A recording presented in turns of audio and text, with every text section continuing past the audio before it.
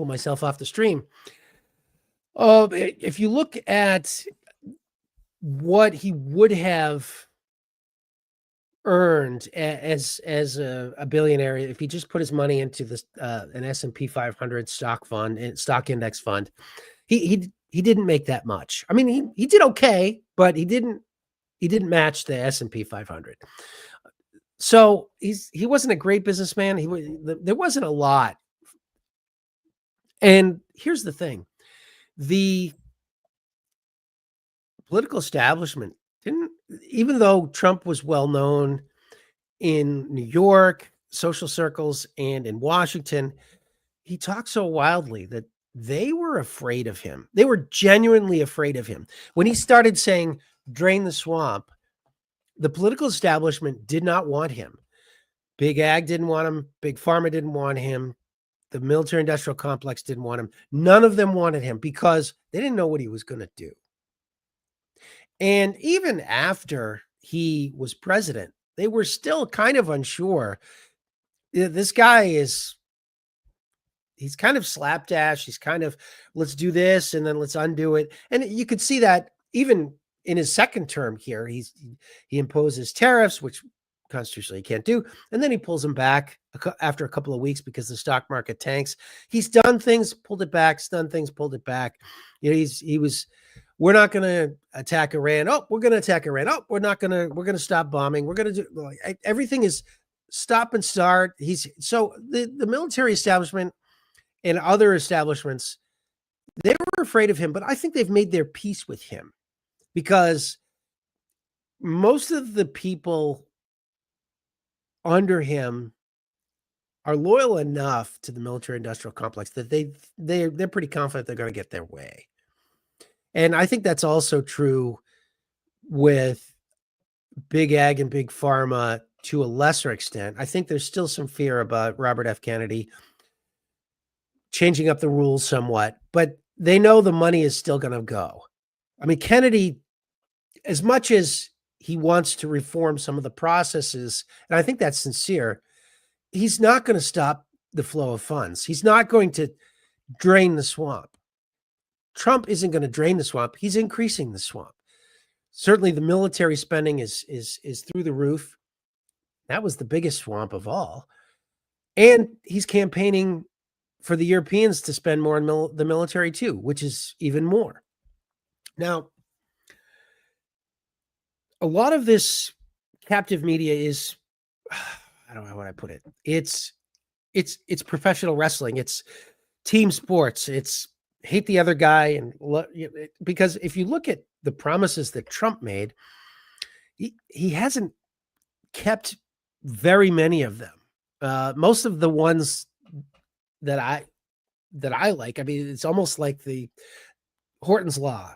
Horton's Law says, by my friend Scott Horton, says presidents or politicians only keep their bad promises. And that's pretty much how Trump has been. I mean, if you look at his promises, what did he promise? He promised he would end the wars. Well, in the first 6 months, he's bombed 3 countries. He's bombed Yemen, Iran, and Somalia. He's bombed 3 countries. So he started 3 new wars. Now, you could argue, well, he finished them up. But there's more bombings to come. We all know, right? And of course, he didn't stop the Ukraine war. The Congress is in the process of passing more funding for the Ukraine war to keep going, and he's helped Israel with all of their wars, which now include Syria and as well as Iran and a whole bunch of other countries in the neighborhood, Yemen. He promised that he would release the Epstein files. Well, we know how that is. And of course, now he's making fun of MAGA for demanding the Epstein files, saying, oh, you really still are on Julius Epstein. No, Julius Epstein was the traitor. You still want to release the Epstein files? The Epstein files? Why don't we do something important, like talk about the floods in Texas, blah, blah, blah, blah. Well, bringing pedophiles who are using American teenagers to blackmail politicians is kind of an important thing. Now, if we accept the idea that there was no Epstein list, then what's Ghislaine Maxwell doing in prison if she didn't actually traffic any kids? Why was Epstein arrested even in the first place? I mean, for downloading some porn on the internet? I guess it was child porn. I guess that was a crime, but that's not what he was arrested for. And why did he have all those cameras in his rooms if he wasn't going to blackmail anybody? It just, none of it makes sense unless you realize, oh, they're all in on it. None of it makes sense unless you realize that's what we're about. We are run by pedophiles who want to rob you blind and bomb other countries to smithereens for no good reason. That's basically where we're at. But I mean, Trump is, let's get away from the just that one promise. You could look at fiscal responsibility. He said he would pay off the national debt in 8 years originally back when he ran in 2016. He's blown up the debt even more with this big, beautiful bill, as he calls it. He promised the libertarian, he went to the Libertarian National Convention. I'm a libertarian. And he promised the libertarian the cabinet, didn't deliver. He promised to drain the swamp. Well, he hasn't done that. He's, as I just mentioned, he's increased that defense spending. He hasn't cut any of the social welfare spending. He promised to abolish the education budget, didn't do it. There's no plans to do it. It won't be done. This is why MAGA is rising up against Trump. They're basically saying we had these promises for real change, and some of them like the immigration policy. I don't, but some of them like the immigration policy where he's kicking out illegal immigrants. But that's basically the only promise he's kept. That and backing Israel to the hilt with your dollars.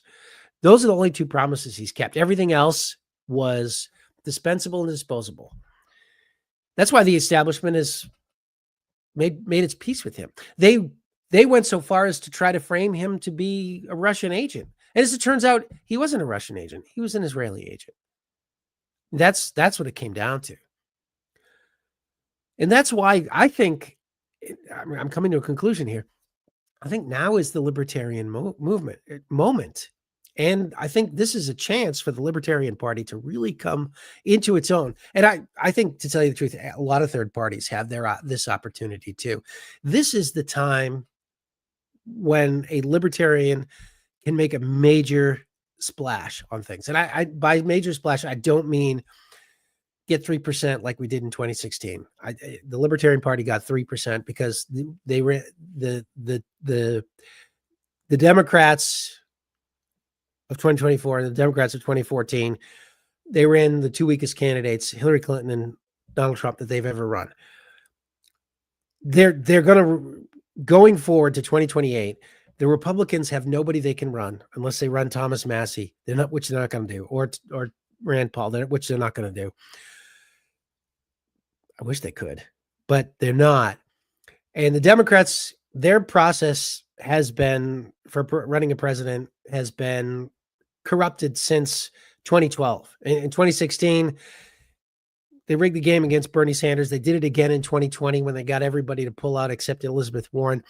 In 2024, they rigged the game for Biden. They canceled and changed primaries. They made sure that New Hampshire wouldn't go first, that South Carolina, which was more favorable to Biden, would go first, and that the New Hampshire, if they ran their first primary, that wouldn't count. They did all kinds of things to make sure that Biden would win the primary process, which he did. And then when they found out that he couldn't win the general election after the debate, then they just dumped him and they got Kamala Harris. The whole process is corrupt, and they're not going to fix it. I think they're going to fix the Republican Party next. I think the Republican Party process is going to be fixed next. Certainly the Democrats can never come back. The whole process of superdelegates means that a candidate can win the majority of states, win the majority of votes, and still lose the Democratic Party nomination. The whole system is controlled from Washington, D.C., from the capital district. And I think that the same thing is happening is going to happen with the Republican Party, because I think they were afraid. And it's not just the media that will be covering up. It's not just the agents in place. And certainly the expansion of the captive media beyond ABC, NBC, CBS, and Fox, PBS. There's five big corporations: ABC, Disney, CBS, Viacom, NBC, Universal, Fox, News Corp, and Time Warner Turner. Those are the five big media companies. Together, they spend over $200 billion a year, and they used to control information that Americans have, and they don't anymore. Now, that's why the FBI and CIA have agents in place in places like the New York Times and the Wall Street Journal and the New York Times and some social media sites and some magazines like the Atlantic and others. But it's not enough. Now is the time for third parties to come out. And a lot of people think, oh, well, the Libertarian Party is a mess, which it is. They only got 0.4% with Chase Oliver running in 2024, which they did. There's no way they make a comeback. There's no way. The party is done. I've heard this before. But all you have to do is look south to Argentina. Javier Milei's Libertad Avanza party, they got 0.3%, less than Chase Oliver got in 2019. And by 2023, Javier Milei was in the presidential palace, and Libertad Avanza, the Libertarian Party down in Argentina, was controlling the agenda. And it happens fast. I mean, I think a major political alignment is coming to America. I don't know if it'll be 2028 or 2032, but it is coming. The media is out of their control. When you have huge podcasters like Tucker Carlson and Joe Rogan getting 20 million views, and you go to Fox News and they're the biggest ones and they get 1 million views in a show, it's not even close. And what's more important is the only ones watching Fox and MSNBC and NBC and CBS and all of them, they're senior citizens. They're collecting Social Security. Their audience is literally dying off. You watch their commercials carefully and you see almost everyone is either a pharmaceutical company that's selling a drug that is keeping them on the agenda, or it's walk-in showers and Medicare Advantage, and like it's literally all elderly end-of-life planning, end-of-life things that show exactly what their demographic is. Whereas you go to the podcasts and their advertising is kind of the opposite. Even the old, the oldsters, they still buy cars, so occasionally you still get a Ford or a car company advertising on there, but not that much. Not the way it used to be. As a guy who's almost in that stage, I'm in my late 50s. It used to be all kinds of ads, and now it's just a couple of types, and it shows the demographic that they're dealing with. And that's why I think now is the time for the Libertarian Party to take over. Now, in order to do that, they've got to embrace the same thing that Milei did, and to a certain extent, the same thing that Trump did. Because in 2024, Trump basically said, look, I'll give the working guy a tax cut. Now, it was the same tax cut he already gave that had already been in force. So the tax cut that we working people got this year was, we're not going to get a tax increase. We didn't actually get a tax cut. We're not going to get a tax increase. But it's something. It's better than nothing. It's a few $1,000. The Democrats basically said to us in 2024, to working people, you'll get nothing and you'll like it. And that's why they lost. Now, the Libertarian Party can do much better than that. The Libertarian Party can say, look, we want to get rid of inflation. That's a tax on wages. We want to get rid of your payroll taxes. That's the biggest tax on labor. The taxes on labor is twice the taxes on property, on capital, at every income level. And there's no economic reason for it. We would get rid of that. The Libertarian Party can come in like Milley did and said, they just want to suck the life out of you. They want to take your money. They want you poor. They want you dependent. They're, to use Milley's term, they're shit leftists, okay? And that's a winning strategy. That's something that will get the Libertarian Party, or any party that picks up that mantle, into the White House in a very short time. And when there's an upheaval, in the last time we had an upheaval in America, it was the 1850s.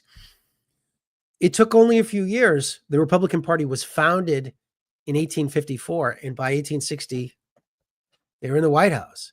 And why is that? Because they had a different viewpoint. Not agreeing with the Republican Party, especially, in the 1850s, they were high in tariffs. I like their anti-slavery, but but the point is, when a change happens, it happens pretty quickly. And I think a lot of third-party candidates and a lot of third-party leaders tend to think small and think, well, we'll get this in a generation. No. If you get it, it's going to happen fast. It's going to be 3, 4, 5 years. It's not going to be, oh, well, we'll get 5% and then we'll get 6%, then we'll get 7%. And, a few years later, no, that's not how it works. I think now is the moment for these third parties to really come into their own and start saying to the largest voting bloc, which are wage earners, we're on your side and we're going to get you real relief. And we're going to cut government spending. We're going to get the government out of the way of your prosperity, because it's been in the way of your prosperity. They've been subsidizing billionaires at your expense, and we're going to put a stop to it. Libertarians could do that. I think even the Greens could do it to a certain extent if they don't adopt the Democratic Party mantra of, the Democrats basically say, well, we're going to tax billionaires. Well, how do working Americans eat billionaires paying taxes? They don't, unless you want to make working people dependent upon the government, which, by the way, the Democrats do. Maybe the Greens too. I don't know. But what I'm getting at as I finish up here is Libertarians have a real opportunity, I think, in the next few years to become one of the two major parties. And, Milei in Argentina is the big example, because in 2019, they didn't have any members of the national legislature, and they didn't have anyone and never had anyone in the presidential palace. And by 2023, they had dozens of legislators and they had the presidency. And I think if it happens in America, and I think it can happen, because the wealth disparity in America is so wide, and how do I put it? The malaise of the middle class. The middle class has not really advanced much at all in the last 30 years, 40 years, 50, even 50 years. Everybody knows something's wrong. And all it will take is a little communication by a third party, and they're going to be one of the two big parties, and not one of the two. They'll be the number one party. And one of the other ones is just going to go away, like the Whig Party did in the 1850s. Okay, I'm going to close with that. How did I do for time here? Oh, hey, I got a couple of calls. I got a few comments. Sentinels of Liberty says, yeah, he finally caught me. I don't know if it's going on delay with YouTube or what, but definitely watch the show. Where my time was. Oh, I went about 30 minutes. I went 30 minutes and a bit more. Join me next week, Wednesday, 8:30 p.m. I'm Tom Eddlem. I'm the Blue Collar Economist. Like and subscribe and share, please. And also, buy me a coffee. Here's my outro song for the week.